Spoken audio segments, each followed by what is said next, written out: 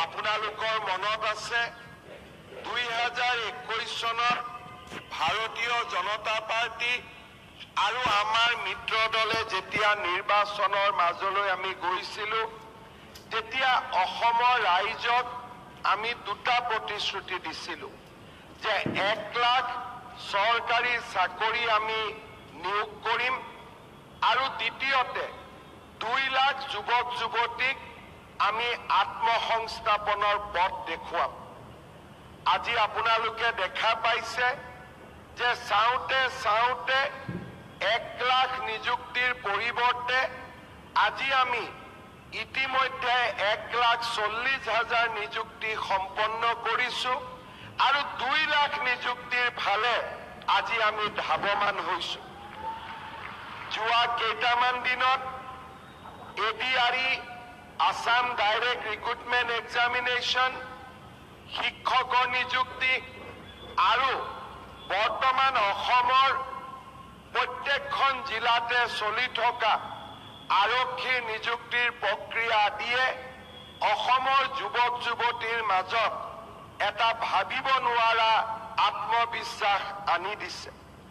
আজি অসমত 11 লাখ যুৱক যুৱতীয়ে একেলগে পৰীক্ষা দিয়ে আৰু প্ৰত্যেকজন যুৱক যুৱতীয়ে এটা কথা অন্তত মনত দৃঢ়ভাৱে প্ৰতিপন্ন কৰি লৈছে যে নিযুক্তি স্বচ্ছ হ'ব আৰু এই নিযুক্তিত কোনেও এটকা নোখোৱাকৈ নিযুক্তি হ'ব। তেনেকুৱা আজি আত্মবিশ্বাস অসমৰ যুৱক যুৱতীৰ মাজত গঢ়ি উঠিছে। আজিৰ পৰা যদি 10 বছৰ আগলৈ অসমত দীৰ্ঘকালীন যেতিয়া কংগ্ৰেছৰ শাসন চলিছিল কোনো ল'ৰাৰ মনত ছোৱালীৰ মনত এই কথা বিশ্বাস নাছিল যে আমি চৰকাৰী চাকৰিত টকা নিদিয়াকৈ চৰকাৰী চাকৰি পাম। কোনেও বিশ্বাস কৰিব পৰা নাছিল আৰু চাওঁতে চাওঁতে সৰু এটা চাকৰিৰ বাবে টকা দিয়া ঘোষ দিয়াৰ পৰিমাণ 1 কোটি টকালৈকে বৃদ্ধি পাইছিল।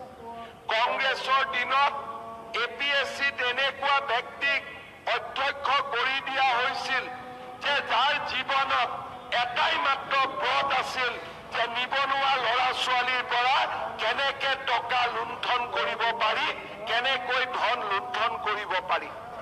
আৰু এনেকুৱা এটা পৰিৱেশ আছিল যে অংগনবাদীৰ কৰ্মী আশা কৰ্মী নিযুক্তি দিবৰ বাবেও ধনৰ লেনদেন হৈছিল। আজি আমি সেইখন অসম এটা যুগৰ পৰা আন এটা যুগলৈ পৰিৱৰ্তনৰ বাবে কাম কৰিছোঁ।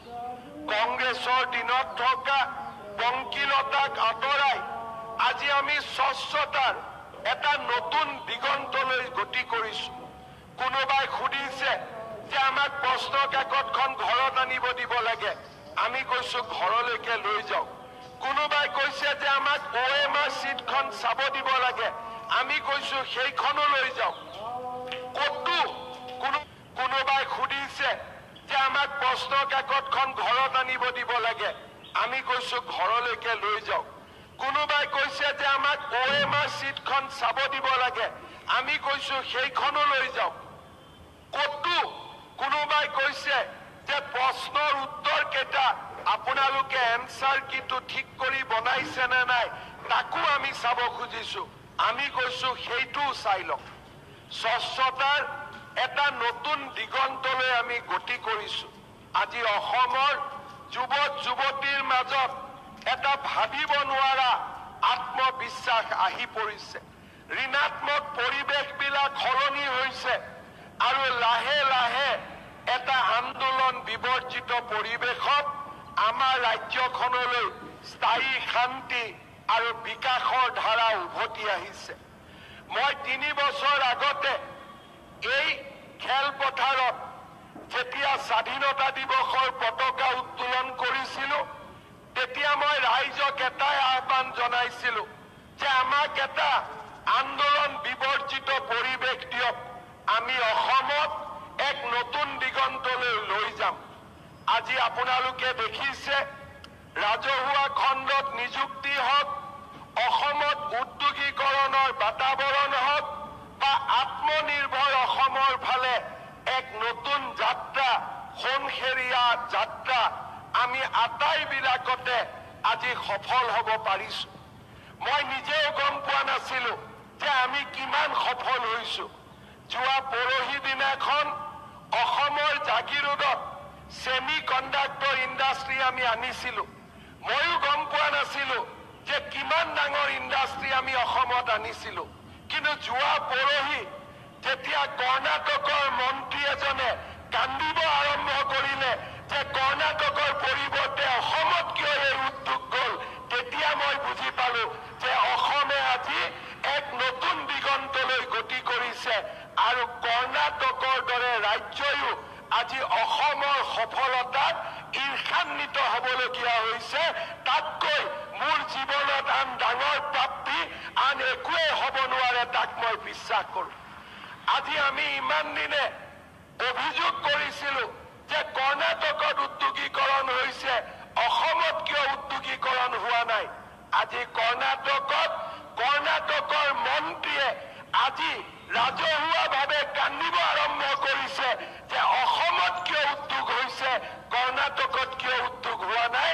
তাতকৈ ডাঙৰ চাৰ্টিফিকেট কিজানি আন কোনেও দিব নোৱাৰে, যি ডাঙৰ প্ৰমাণ পত্ৰ কংগ্ৰেছৰ মন্ত্ৰীজনে আমাক দি থৈ গ'ল, কৰ্ণাটকৰ মন্ত্ৰীজনে আমাক দি থৈ গ'ল। শ্ৰদ্ধাৰ যুৱক যুৱতী বন্ধু বান্ধৱীসকল, মই যেতিয়া অসমৰ আন ৰাজ্যবিলাকত গৈ কওঁ যে আমি এনেকুৱা এটা স্কিম আৰম্ভ কৰিছো যে ল'ৰা ছোৱালীক আমি নিজৰ ভৰিৰ ওপৰত নিজে থিয় হ'বলৈ 2 লাখকৈ টকা দিম, কোনো মৰ্টগেজ নলওঁ, কোনো কাগজ নলওঁ, আৰু আমাক 1 লাখ টকা ঘূৰাই দিব। কেতিয়া? 3 বছৰ তেওঁলোকে গেপ দিব। আজি যদি মোৰ 2 লাখ টকা সম্পূৰ্ণ হয়, মই 3 বছৰ এই 1 লাখ টকাটো ঘূৰাই দিব নালাগে, আৰু তাৰ পিছত আমি পৰৱৰ্তী 5 বছৰত এই টকাখিনি সৰু সৰু ইনষ্টলমেণ্টৰ জৰিয়তে আমি উভতাই দিম। 1 লাখ টকা আমি উভতাই দিব নালাগে, আৰু বাকী 1 লাখ টকা আমি কেতিয়া উভতাই দিয়া সম্পূৰ্ণ কৰিম? 8 বছৰ পিছত। মই যেতিয়া যেনেকে এনেকুৱা ধৰণৰ আঁচনিৰ কথা কওঁ, তেতিয়া মানুহে আন চৰকাৰসমূহ আচৰিত হয়। ৰাইজ